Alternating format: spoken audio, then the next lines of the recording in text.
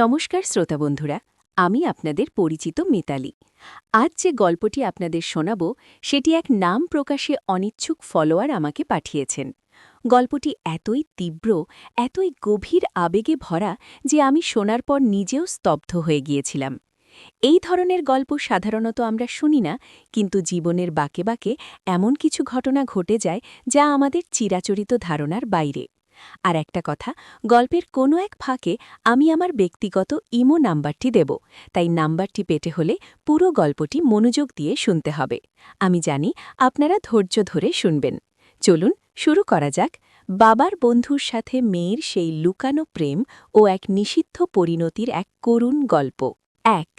সুরমা দেবী শান্ত লক্ষ্মী প্রতিমা ছিলেন। একান্নবর্তী বাঙালি পরিবারের আদলে গড়ে ওঠা তাদের জীবন ছিল।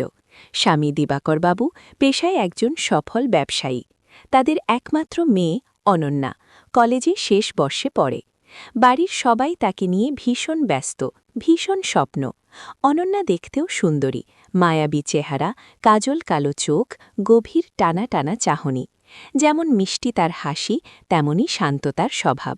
কিন্তু কে জানত এই শান্ত জলের গভীরে এমন এক ঝড় বইছে যা সবকিছু তছনছ করে দেবে। দিবাকরবাবুর সবথেকে কাছের বন্ধু ছিলেন অমলবাবু। প্রায় রোজই আসতেন তাদের বাড়িতে।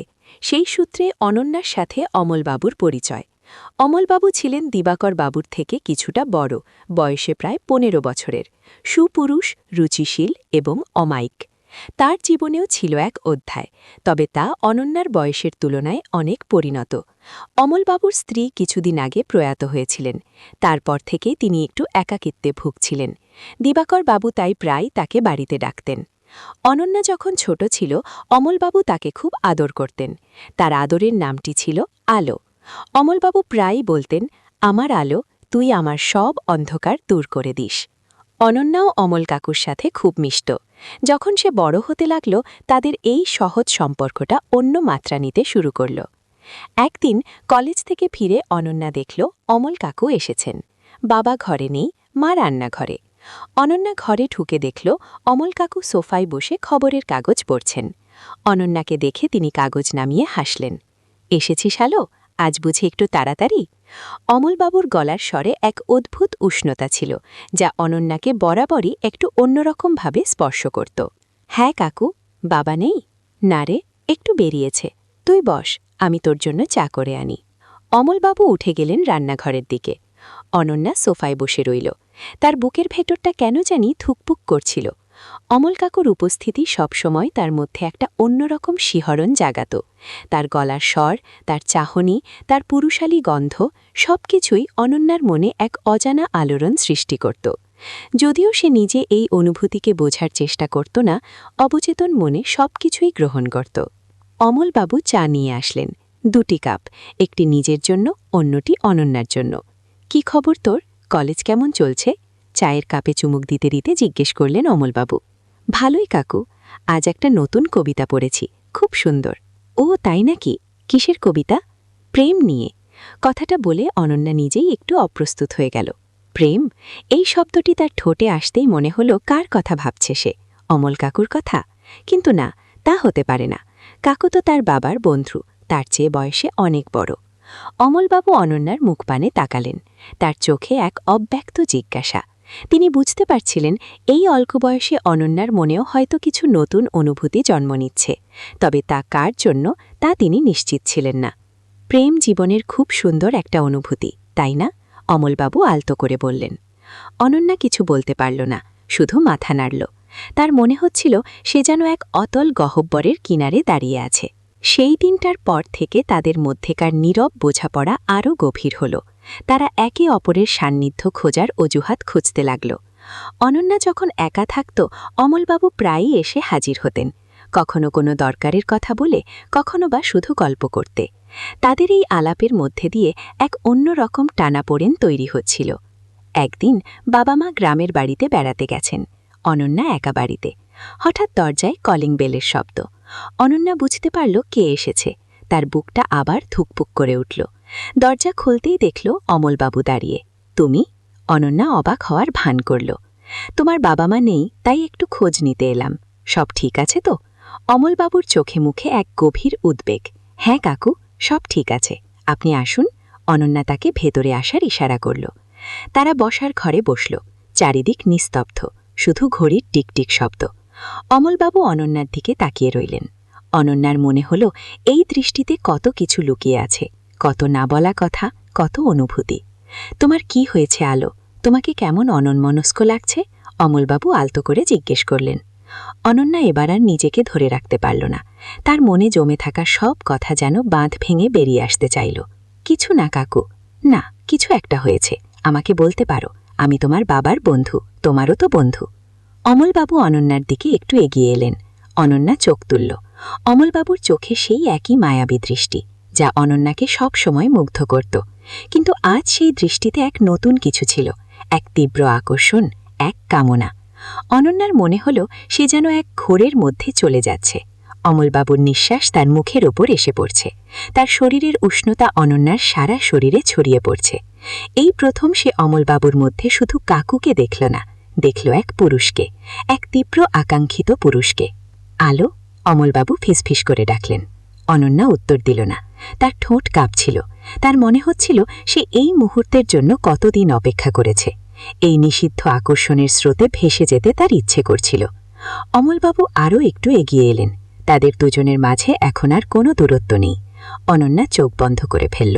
তার সমস্ত শরীর কাঁপছিল।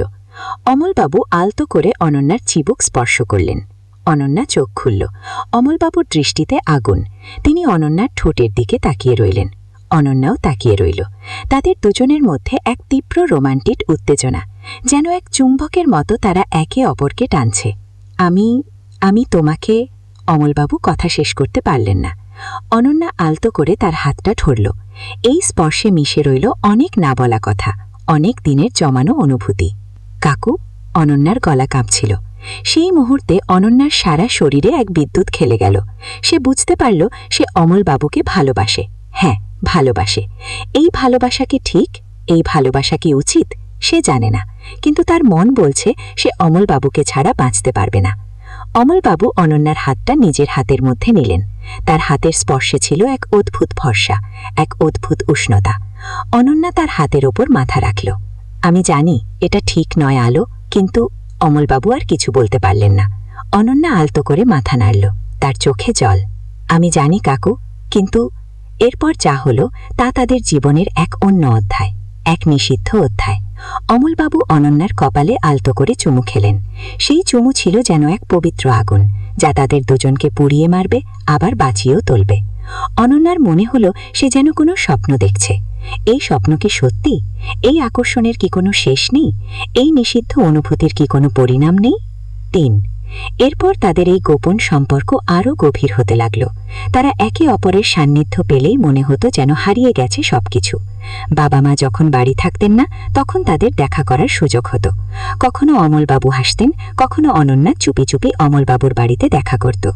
এই সব দেখা সাক্ষাৎ ছিল এক অন্য জগতে, যেখানে তাদের কোনো সামাজিক ভয় ছিল না, কোনো বিবেকের দংশন ছিল না। ছিল শুধু একে অপরের প্রতি তীব্র আকর্ষণ, তীব্র ভালোবাসা।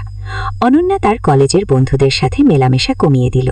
তার জগৎ হয়ে উঠল শুধু অমলবাবু। তার সব চিন্তা, সব ভাবনা জুড়ে শুধু অমলবাবু। এই সম্পর্ক তাকে একদিকে যেমন এক অনাবিল আনন্দ দিত, তেমনি ভয়ও দিত। সে জানত এই সম্পর্ক কোনোদিনও প্রকাশ পেলে তাদের জীবনে কি ভয়াবহ ঝড় নেমে আসবে। একদিন অমলবাবু অনন্যাকে নিয়ে ঘুরতে বেরোলেন। তারা শহরের বাইরে এক নির্জন জায়গায় গেলেন। সেখানে এক ছোট্ট পুকুর ছিল, তার পাশে এক বড় আম গাছ। আলো, তুমি কি ভয় পাও? অমলবাবু অনন্যার হাত ধরে জিজ্ঞেস করলেন। কিসের ভয় কাকু? এই যে আমরা এভাবে মিলছি, যদি কেউ জেনে যায়। অনন্যা অমলবাবুর চোখের দিকে তাকালো। আমার ভয় করে কাকু, খুব ভয় করে, কিন্তু আপনাকে ছাড়া আমার চেয়ে আর কিছু ভালো লাগে না। অমলবাবু অনন্যাকে জড়িয়ে ধরলেন। আমিও তোমাকে ছাড়া বাঁচতে পারবো না আলো, তুমি আমার জীবনের আলো, আমার শখটুকু জুড়ে শুধু তুমি। সেই মুহূর্তে অনন্যার মনে হলো অমলবাবু সত্যিই তাকে ভালোবাসেন। তার সমস্ত দ্বিধা, সব ভয় কেটে গেল। তারা একে অপরের চোখে চোখ রেখে নীরবে বসে রইল। বাতাসে ভেসে বেড়াচ্ছিল এক অদ্ভুত মাদকতা। আমি তোমাকে বিয়ে করতে চাই আলো। কথাটা শুনে অনন্যা চমকে উঠল। বিয়ে? কিন্তু আমি জানি অনেক বাধা, তোমার বাবা, সমাজ, কিন্তু আমি তোমাকে হারাতে চাই না। তুমি কি রাজি? অনন্যা অমলবাবুর বুকে মুখ গুজল, তার চোখে জল। এই জল আনন্দের, এই জল ভয়ের। আমি আপনার সব কিছুর জন্য রাজি কাকু। তাদের এই গোপন ভালোবাসা যেন এক নতুন মোড় নিল। তারা ঠিক করল একদিন তারা সব কিছু ছেড়ে পালিয়ে যাবে, কিন্তু এই সিদ্ধান্ত নেওয়া সহজ ছিল না। 4 একদিন অমলবাবু অনন্যাকে জানালেন যে তিনি শহরের বাইরে এক নতুন ব্যবসায়িক কেন্দ্রে যাবেন। কিছুদিন তাকে সেখানে থাকতে হবে। এই খবর শুনে অনন্যার মন খারাপ হয়ে গেল। কবে ফিরবেন কাকু? জানি না আলো, তবে চেষ্টা করব তাড়াতাড়ি ফেরার। তুমি সাবধানে থেকো। আমি কি করব? একটাই পথ, আমরা একসাথে যাব। অনন্যা চমকে উঠল। একসাথে? কিন্তু কিভাবে? তুমি তোমার সব জিনিস গুছিয়ে নাও, আমি আসব, তারপর আমরা কাল রাতে বেরিয়ে যাব। অনন্যা তখনও দ্বিধাগ্রস্ত। তার মন বলছে এই সিদ্ধান্ত তার জীবনের সবচেয়ে বড় ভুল হতে পারে, কিন্তু ভালোবাসার টানে সে সবকিছু ভুলে যেতে চাইল।